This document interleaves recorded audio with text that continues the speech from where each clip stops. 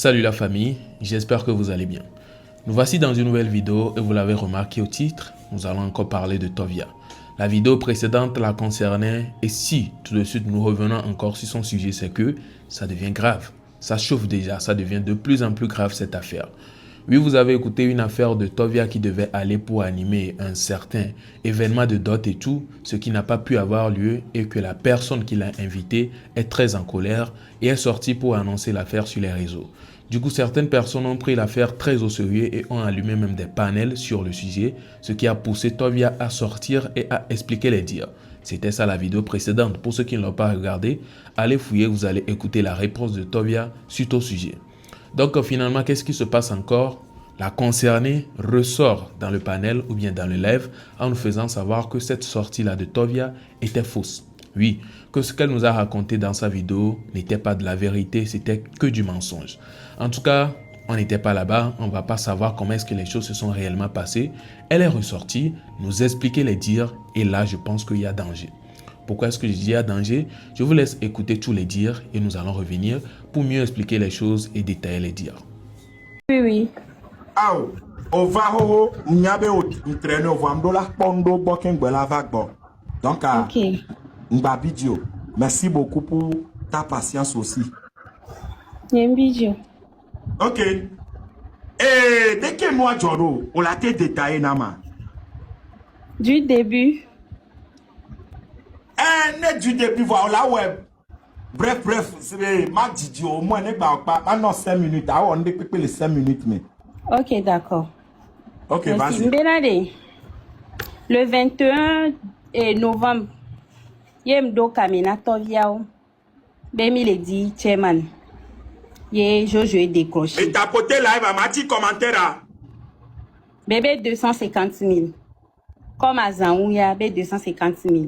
Yembo mi de Kukono en a mis 150 000. Waku Tovia weka. Tovia a au téléphone à Tovia va lombe 150 000. Voilà là tout déplacement na yo. Yemboke.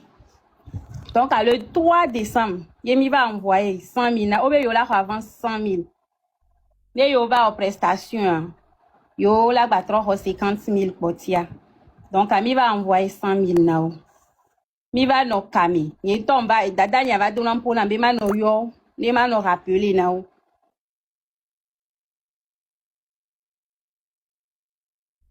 No na wati kami ani wa programme mi ngwa bango no bemiu. Du coup mi no na kami nyam na no mu yo na ochan. Donc ni so dernière semaine Yemi va envoyer programme now. Donc am so programme ke kim so do daw. Ke game va souvent veille samedi dimanche mi la onwa samedi. Ye mbado kamina fofo nyabe ni to ni mativa kabo. Donc a mate confié Tovia onamia fofo de kanova do funwa ne wate close over y cérémonie ami. Ye game acha va y funwa fofo nyam yo fofo nya be ba avec close. Tovia onam. Ye fofo nya va y. Donc à fofo a les tiens allo. Les tia. OK. Ye fofo nya va y.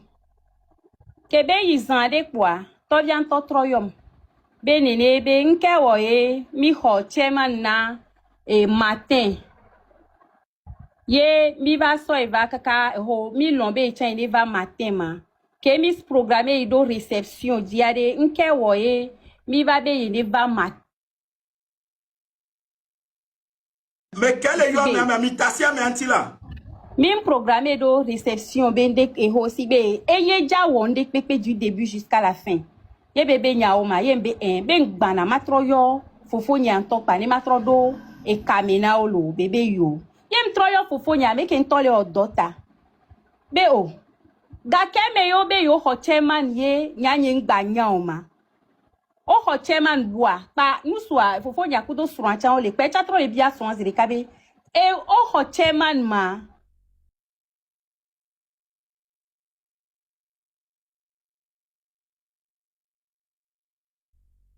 Berare, mimda tasi John Antiba Pompoa. The Lord was ceremony de dot wawa.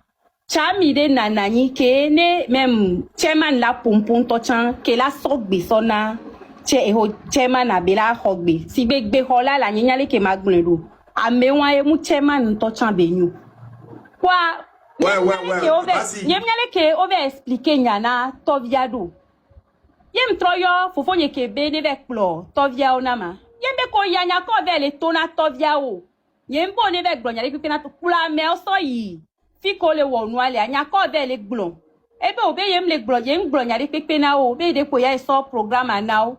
Be ye tono be o egbe hola le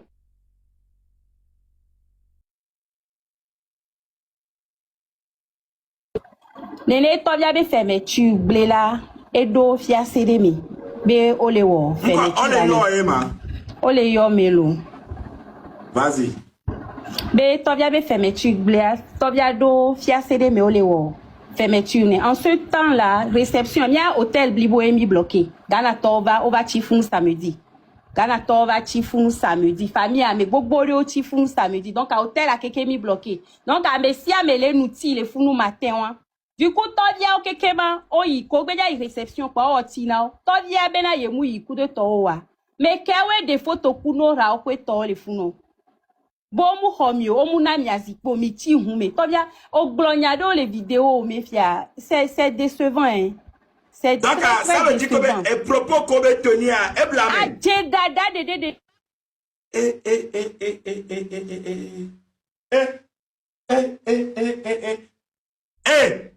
Tovia mna kakayo pompo to ngbana ma dia ngero la tovia mi sopa note nela note ma obe mi nya mere ko be mi mdo tore pe la le TikTok adio ame ma do doa ina yo to yo te pompo number 1 et bien number 2 enya ke o va dans les vidéos ame a obe a dada donc ame o trova 3 vidéos vegoin. Comment vidéo veut voir? Il a changé encore. Toga, on m'a gagné Tovia. Toga.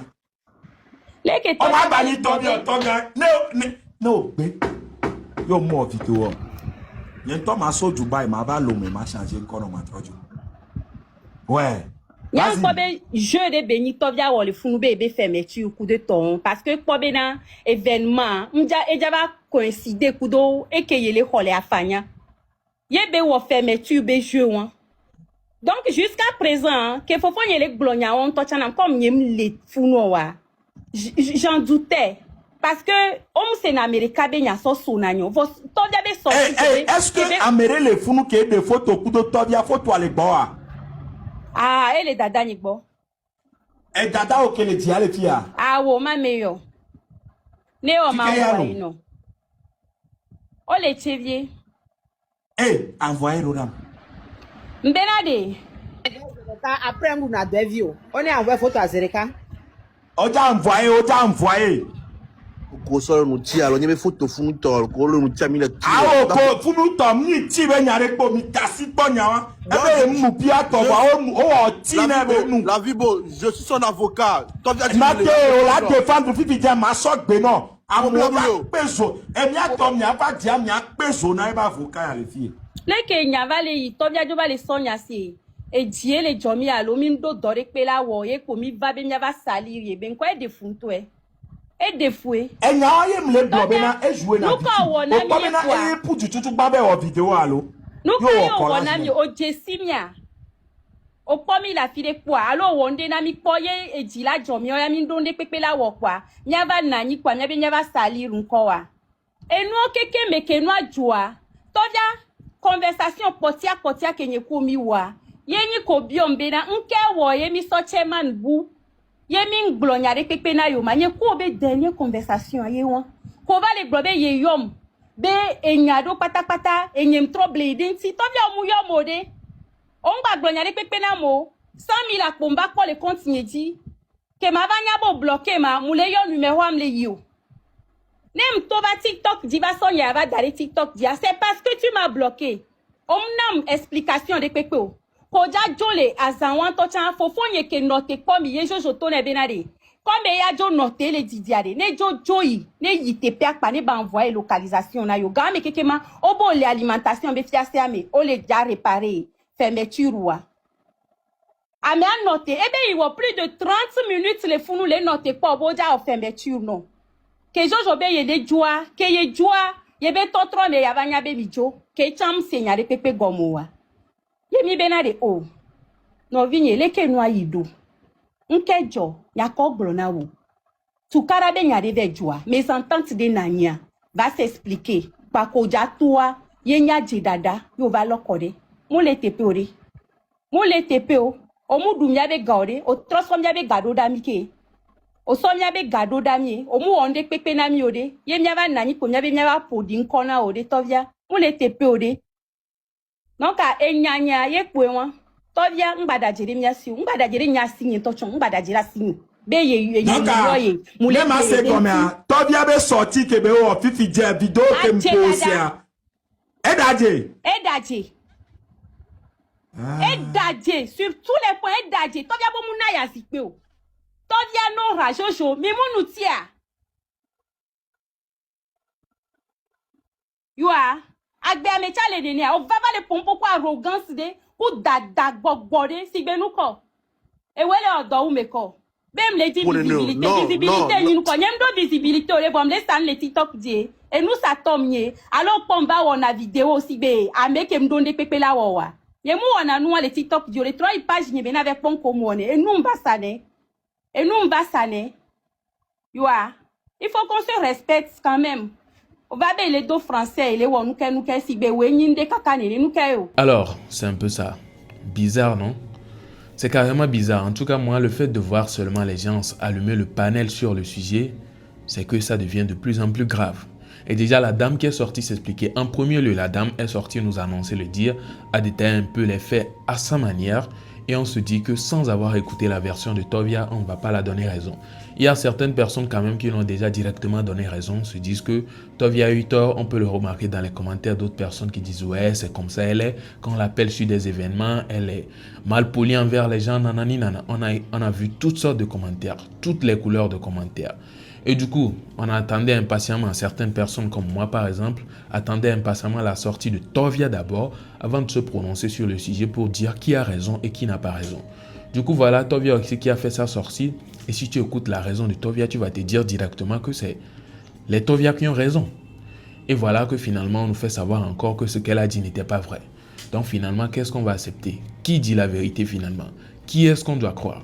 Mais déjà, à ce que je sache, ou bien selon la manière ou bien notre manière de voir les choses, l'événement est déjà passé.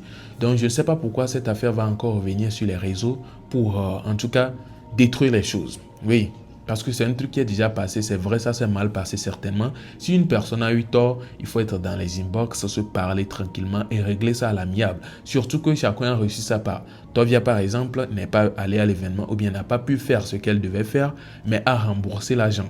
Ok, tranquille. C'est vrai, ça va faire mal parce qu'on s'attendait à la personne, peut-être la famille avait entendu que Tovia devait être là et tout, et finalement elle n'est pas là. Donc ça va faire mal bien sûr, mais vu que c'est déjà passé, est-ce que ce n'est pas pardonnable? C'est la question que nous allons nous poser. Mais on entend déjà les affaires de dommages et tout, payer les dommages ou bien comment on appelle ça. On entend ces affaires-là comme ça, que le fait de rembourser les frais ou bien l'argent, ce n'est pas suffisant puisque c'est un contrat qui a été signé. Donc, ils n'ont pas rompu le contrat. Elle n'a pas appelé la personne pour rompre le contrat avant de partir. Donc, c'est ça qui nous fait dire qu'apparemment, Tovia est en danger puisqu'elle est en train de prendre l'affaire tellement au sérieux vu la manière dont les choses sont en train de se passer. Puisque Tovia aussi n'est pas d'accord sur la décision qu'elle a prise ou bien comment les choses se sont passées là-bas. En tout cas, le conseil qu'on peut donner ici, c'est la paix. Oui, la paix carrément.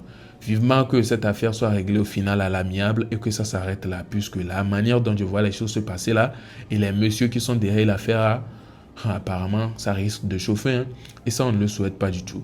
En tout cas, faites la paix. Déjà, on est dans une nouvelle année comme ça. Il ne faut pas traîner encore des trucs bizarres là pour revenir dans la nouvelle année. Même si vous allez le faire, puisque c'est toujours comme ça, on se dit toujours qu'on va laisser les trucs et tout, mais il y a certaines personnes quand même qui amènent des choses. Au moins, laissez ça pour le début. Au début comme ça là, même si nous sommes des... je ne sais pas quoi là, faisons semblant encore au début. Et à la suite, au moins, on serait déjà dans le bain et puis on se dira c'est rien. Mais au début comme ça, au moins, faisons la paix. Faisons la paix. Alors voilà un peu, que pensez-vous? N'hésitez pas à me partager vos avis dans les commentaires et on se retrouve à la prochaine pour une nouvelle vidéo. Portez-vous bien. Ciao.